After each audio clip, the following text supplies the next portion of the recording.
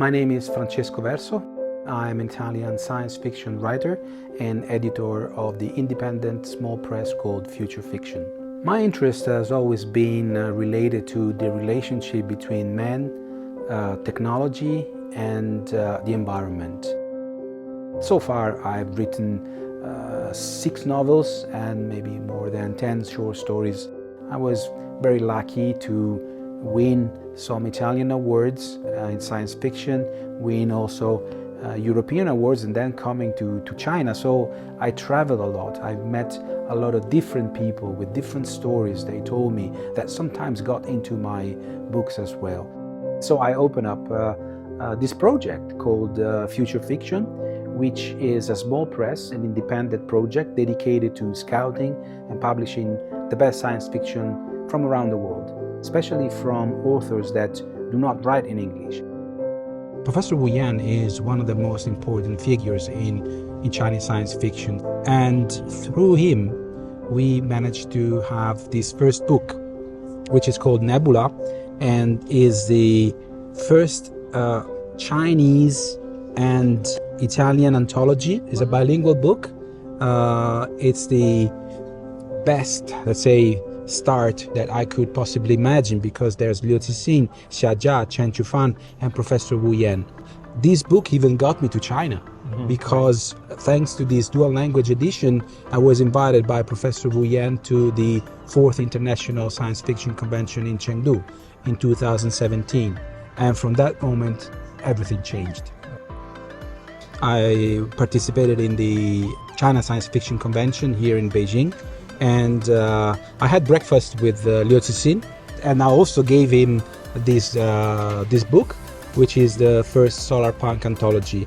Instead of looking at the future in a very dark, pessimistic, cynical, post-apocalyptic way, solarpunk tries to tell stories that are more optimistic, more positive, and collaborative about the future.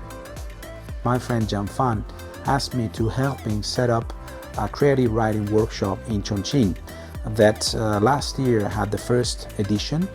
It's called the Future Fiction Workshop, and we are helping for the first edition 25 talented young writers to become professional. My mission now is to decolonize the future and try to give readers more opportunities to embrace different futures from around the world. I'm really trying to invite Chinese science fiction authors to Europe. Next year there's a Eurocon in Berlin, and I'm trying to bring international authors to China. I hope that we can overcome the barriers, the limitations, and embrace a positive collaborative future for Europe and China. I have been working together with an AI for 4 months, around 5 months, but I've given the AI around 700 pages of the things that I have written before. So I kind of trained the system with my own writing so that we could be co-authoring the book. It was a very good experience, because it was the first time that I used it in such a intensive way, tracking all the mistakes that it was making, trying to use it to generate creative plots, trying to create interesting backgrounds for the characters so that they are coherent with my narrative.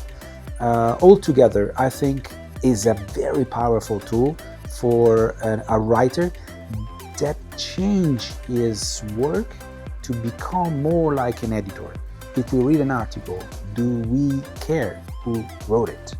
Authorship, will it be important?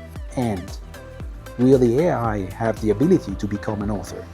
If it's so, then we shouldn't care about who writes what.